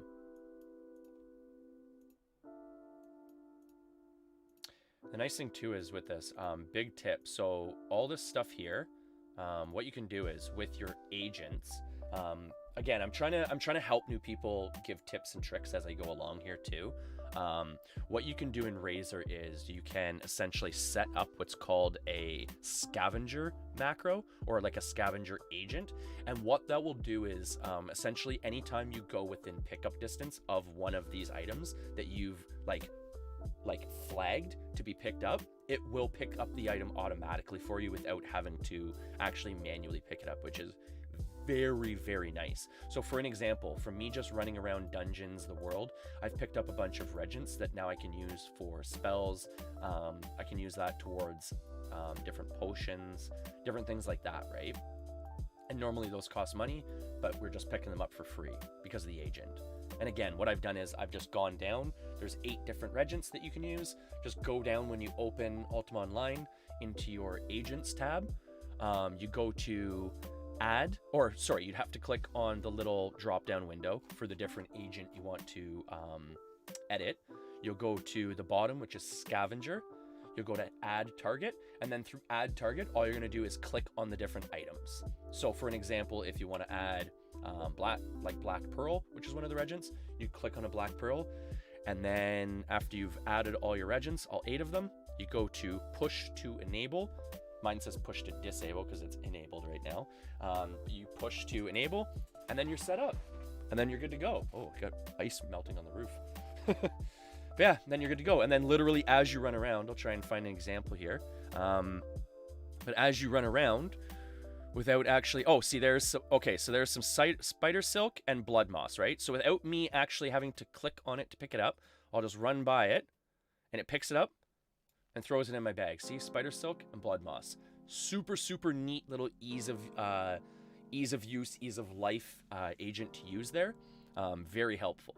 Very, very helpful. Even if you don't plan to use magery, really, you might as well pick up the regents that are around for guild members, to sell, for potions.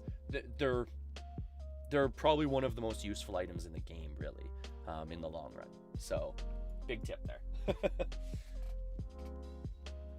Though then again, the game's been out for so long. Here I am giving tips, right? For a game that probably most people would be like 10 times better at than me.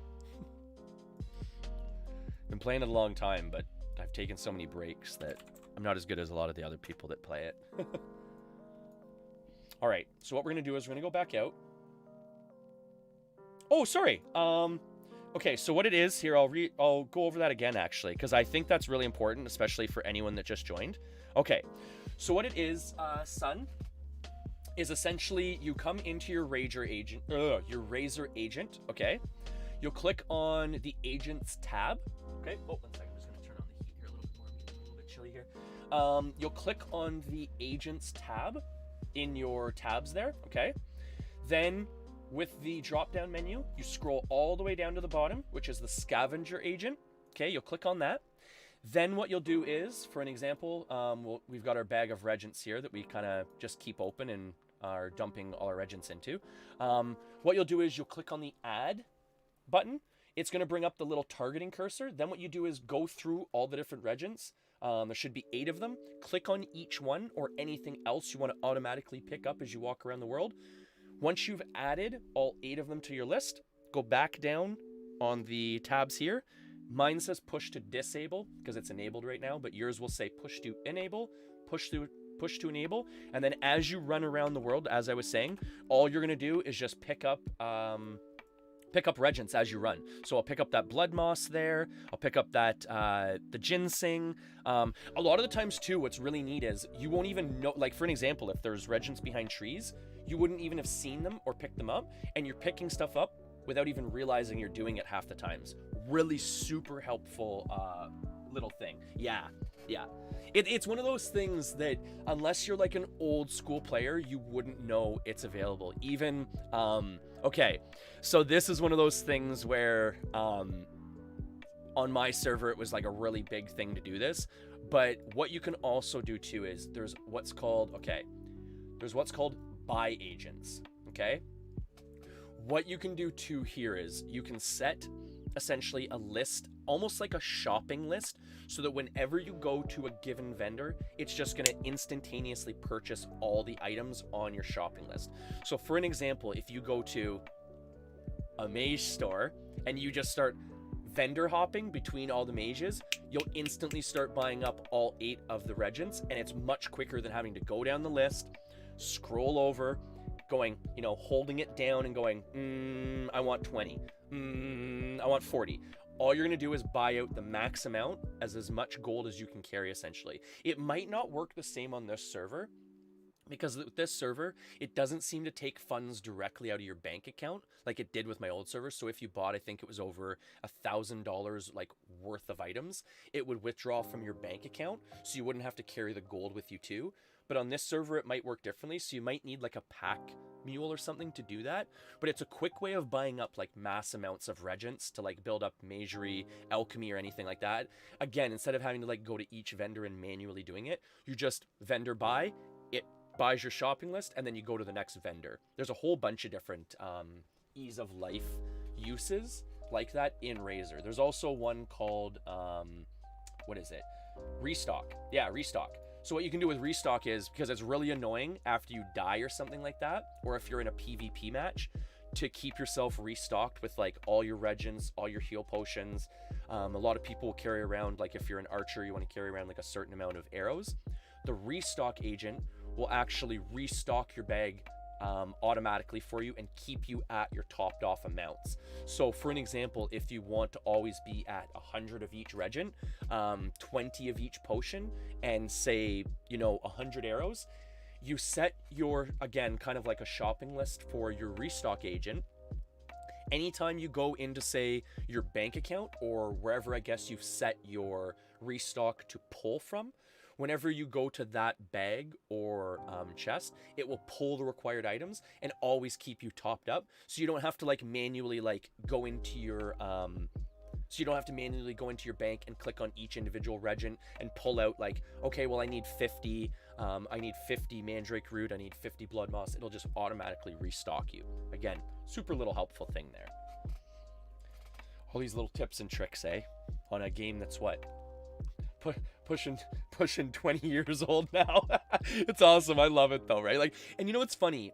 It's one of those games too where I jump into the game and I'm like, oh, you do this and you do this and you do this and I start off and I'm gonna macro some peacekeeping and I'm gonna get my guy going, and within a week, I can take out some dragons and blah blah blah, and people are like, wait, what? You're taking out what? And I forget about this game the way people play Stardew Valley and watch me play Stardew Valley, because Stardew Valley is one of those games where you look at and you're like, oh man, that game looks so basic, and if you play it a lot, but when you jump into it, there's a lot to it.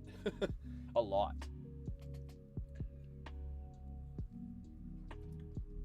Yeah, there's so many different agents with Razor that are just infinitely helpful and practical. Restock agents, organizer agents, buy agents, as you can see here, right? Selling agents, so in case you always sell the same items and stuff like that, different things like that, right? It's essentially like little tiny macro programs, right? Or again, building up skills again with the macro program. So Sun, for an example, are you using any healing skills, bud? One of my best ease of life suggestions I can make is make a spinning wheel macro and a loom macro. So essentially all it's doing is double clicking your bales of wool and using a spinning wheel, and then double clicking the thread and then using them on a loom to make the cloth. And it'll pop you through everything so much quicker that way, right? Instead of having to like literally sit there and double click, click, double click, click, double click, click, it'll just run it on a loop, right? And these macro programs are infinitely useful. Again, peacemaking. If you're trying to build up peacemaking, literally just use the peacemaking skill. When it comes up with the cursor, click on yourself, and you can do this in town. You don't have to worry about any negative notoriety or anything, but do that in town, and it'll literally build up your skill. Like as you see the macro here, use peacemaking. I replace the wait for target with a pause for 0.5 seconds because I don't like the wait for target. It seems to time out a lot of the times and create errors in the macro and in the scripting. But if you use peacemaking, pause for 0.5 seconds or 500 milliseconds in the edit script, then you execute target self. Literally what that will do is all it's going to do is in the background. And again, you can do this while you're running around. You can do this while you're sitting, while you're not. You're allowed to unattended skill macro on the server.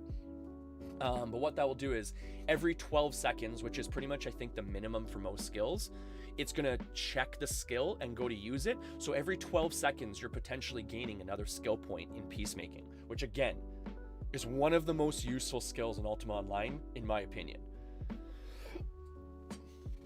Hey Smithy, how's it going, bud? Dropping into some Ultima Online. Super, super old school here, bud. We're trying to give some tips to people that are dropping into the game. It's probably going to be our community game moving forward because it's going to be really practical because it's like a cloud-based game, so you can jump in and out of it. You can build communities. We're going to build a little like village with our houses and stuff like that. We're going to have a town and like a guild going. It's going to be so much fun, bud. We got much bull sass in here this morning. We have much love from the bull sass. Always super positive. Everyone's always super positive from that stream assistant group. It's incredible. Streamers assisting streamers, right? And I mean, it should be, you know, family assisting family. It should be faff if anything like that. Because once you're in and, you know, you start chatting around with them and stuff like that, everyone's welcomed in with open arms, and it doesn't become, you know, streamers assisting streamers. It's family assisting family. I know that sounds corny, but it's true. So where do we feel like going here, folks? Does anyone have, like, Son, since you're kind of new and stuff like that and joining in, is there anywhere you want me to kind of explore and kind of show you or whatnot? What I was doing before was I was pretty much traveling north to south, and I think I probably made it to almost Vesper, I think. Because I was at the Cove, dungeon, but the Cove dungeon is actually pretty far away from Cove the city. So what I'll do is I'll probably teleport to Vesper this time and start from here this time. So we're just kind of going south, showing people different houses, kind of showing off the land and stuff like that, showing off the server and things like that, right? Showing off where we might be able to, or not showing off, but searching for where we might be able to have like a bit of a city or whatnot, or a bit of a town. Because it'd be really nice to actually have like a bit of a community center and stuff like that. Because we were nice enough to be gifted a house, but we want like a group of housing, right? Oh yeah, see, I made it further south than this. Yeah, I remember that now, because there's the gold on the road. Yeah, we made it quite a bit further south than this.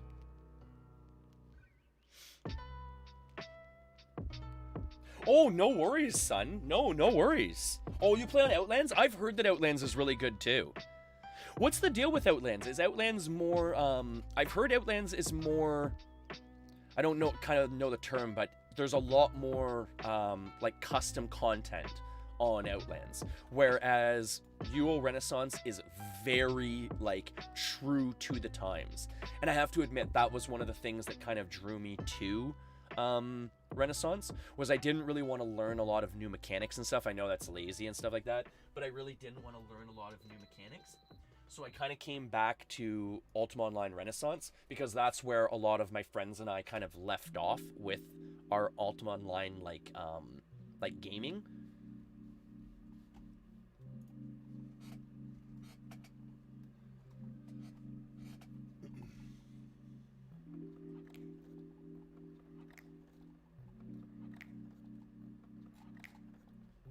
Sorry, I'm just looking at some messages here on some different things.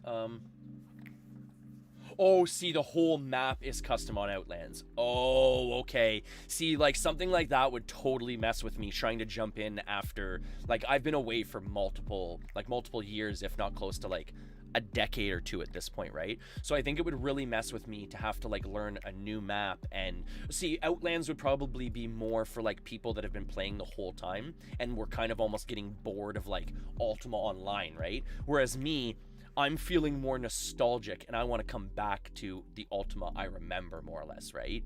I don't want to have to, like, in a lot of cases, I guess a good way of wording it is, I've forgotten a lot of the things. So for me, I'm relearning UO. For a lot of people that probably play Outlands, UO is old for them, so they want to enjoy learning new systems within the game, right?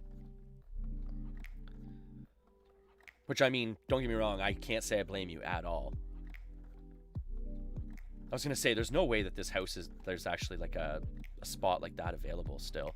Yeah, we're just looking to see if there's any decent spots to place a house. I have to admit, it seems like there's not many spots to place houses in this server, which is kind of too bad. Because we're looking for a nice little community spot. We'll find something. At the same time, too, I haven't really been going to a lot of areas that have, like, big plots of open land. I've been kind of just going to, like, neighboring areas. Yeah, so I think this is pretty much where we almost kind of left off last time.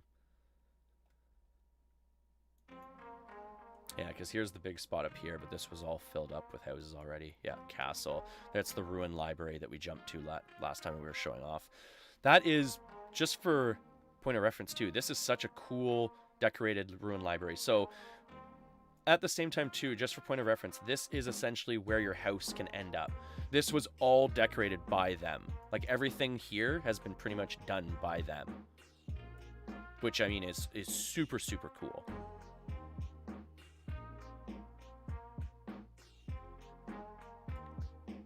Outlands is far better, just my opinion. No, I came back after 15 years. Outlands. Oh, yeah? Yeah, I haven't... See, that's the thing. I pretty much searched for, like T2A server, like what was very period-based and stuff like that. And I wanted something that was very period-based, like I was saying. And it sounded like from most of the reviews that UO Renaissance was going to be that. Because again, I've played on a lot of custom servers and stuff like that. Like I have some characters on what is it? I want to say it's the Lost City or the Lost Lands or something like that. And I mean, I've actually got some decent characters there, like, you know, GM Tamers and everything like that. But just all the custom content, I don't know. It kind of lost me because, like, for an example, I go into a dungeon where I should be able to handle the spawn as a tamer, but because all the weapons and stuff and all the, you know, I guess the abilities and items are so whacked out that I can't even keep up, right? So I feel kind of lost on that server, whereas here I'm hoping that more or less, you know, I pick up my broadsword of power, I go back to town whacking on some ettins, and we get some money, right? Well, actually, this is a pretty cool decorated house. Oh, so that's too bad. Everyone has their houses locked on this server. I just want to look at some houses. Get some decorating ideas, right? I still play actual UO, just finished building my own little town. Oh, really? That's super cool, Koopa. That's really cool. I have to admit, I didn't know that, like, the real servers were still up and, like, well, I kind of knew that they were, but I didn't know that it was, like, a big thing. What's, like, the population like at this point? Oh, someone's using the fart with their, with the avatars. Oh, you know what? Let's throw up, if you want to play that game.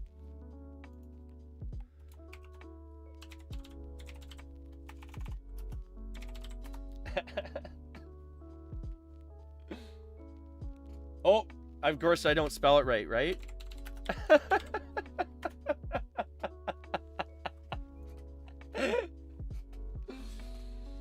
Oh, that's funny. I don't spell it right. Ew. Ew. Oh, that's funny. That is too funny. I love that. Oh, so here's a nicely decorated house. This one's very nicely decorated. I like this one a lot. See, even the color scheme, they've kept the same color scheme for the most part. Yeah, this is a really nicely decorated house. They've got a little, like, treasure area here with the bear rugs and everything. Oh, so you can't get to the roof. They've made it so you can't get to the roof. That's too bad. But that's really cool. That's a really nice house. Oh, and then even the one next door, too. That one's just as nice. It's weird that he's got keys on the door, but you can still go inside. Huh. That's really cool, though. That one's really nicely decorated.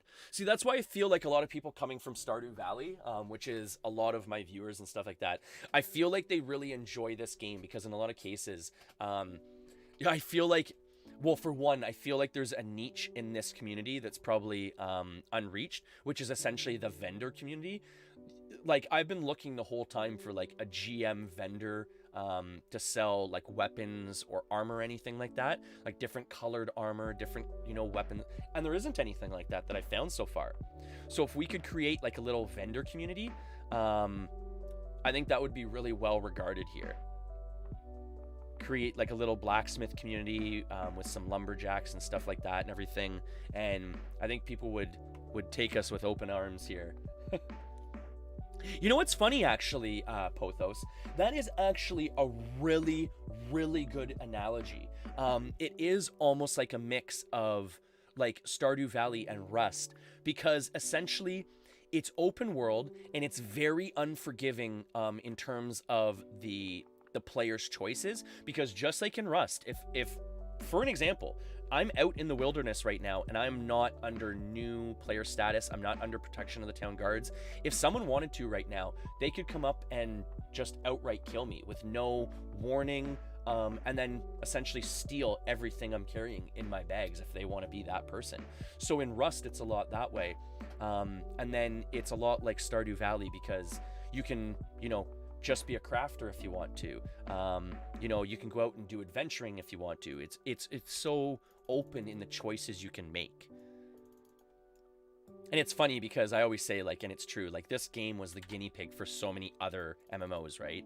For an example, like this game is actually in the Guinness Book of Records in a lot of ways, because it set so many different records for its time. But also too, I bring up this story all the time.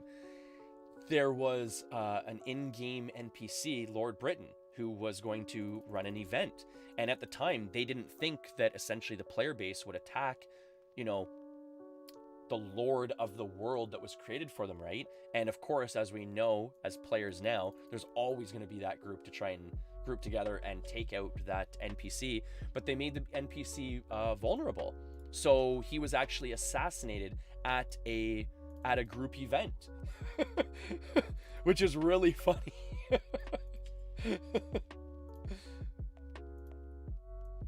Oh, we found a cure potion. That's always helpful.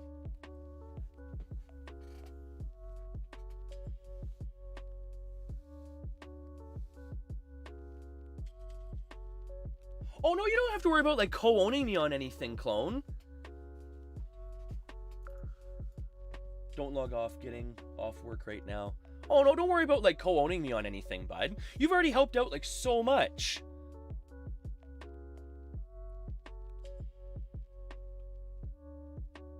Whoa.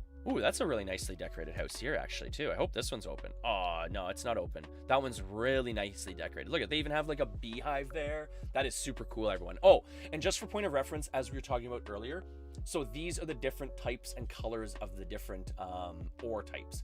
So you can get Valrite, Verite, Agapite. I believe that one's gold. It's kind of hard to tell from down here.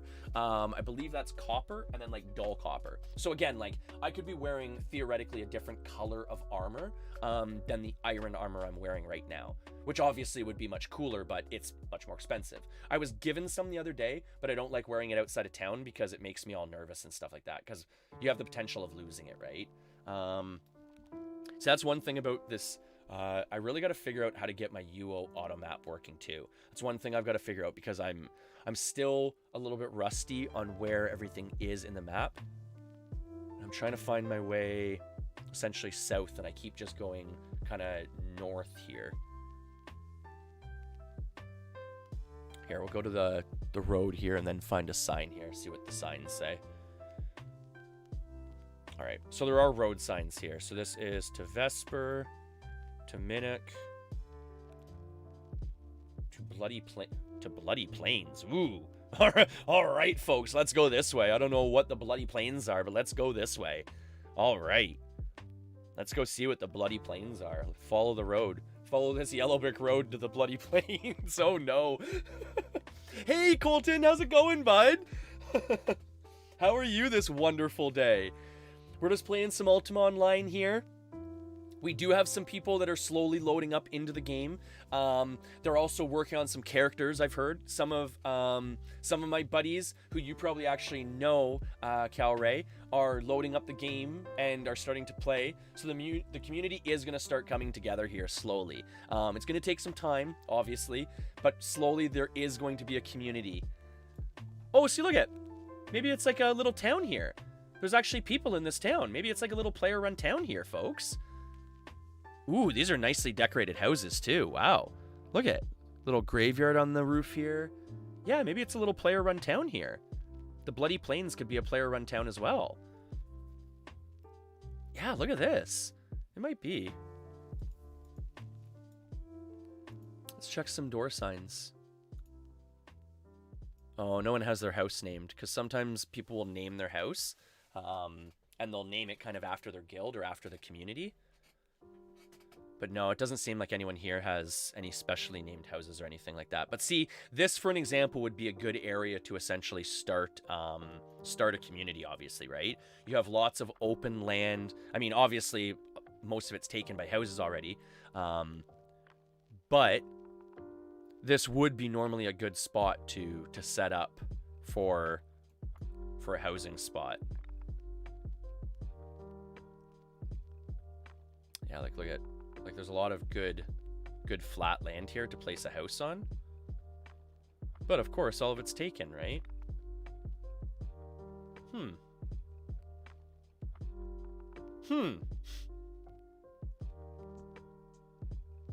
Yeah, we gotta find a spot where we can have a community here, folks. Well, we got...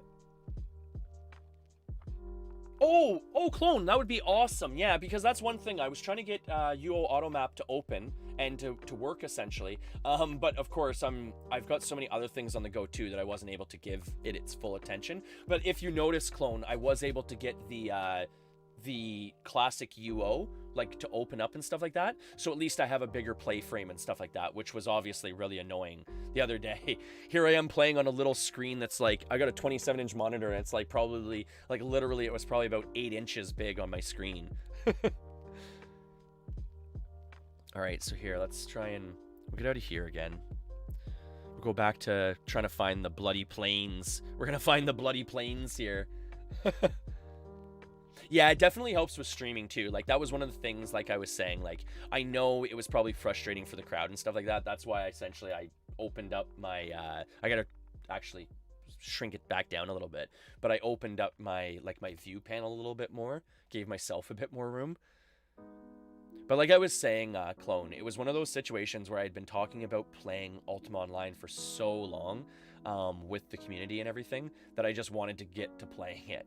Technical difficulties or not, I wanted to just start playing it. Show it off, let people start, you know, seeing what they're getting into, if they want to join up and stuff like that, right? Oh, you know what? If I'm not mistaken, this is actually where our house is. This is where the guild house is right now. So we're in the desert right now, which is actually usually a pretty good spot. There might actually be some housing spots here still. Oh, see, look at... Is this the Bloody Plains here? This is almost like a little, like... Here, let's see. What's in here? Ooh, spooky. Ooh! It's a little orc cave. That's cool. So our house is, like, right here. Watch this, folks. Our house is, like, right here. This is really neat, actually. This is the house that Lord Alex was nice enough to gift the community the other day. This is our house right here. Like, this is literally our house right here. This is our house. But of course, it's locked right now, right? Or is this one our house? Yeah, this one's our house, right? Do I have the key on me still?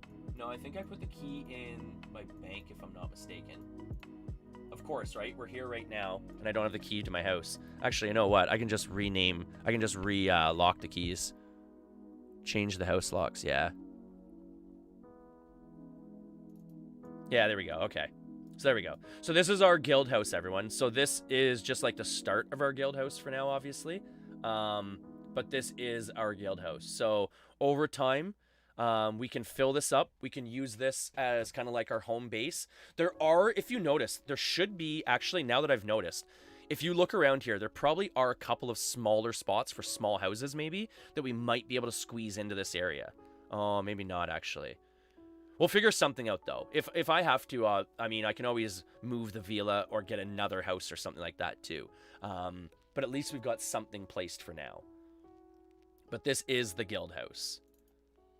What? Why does it keep locking itself? I hate that.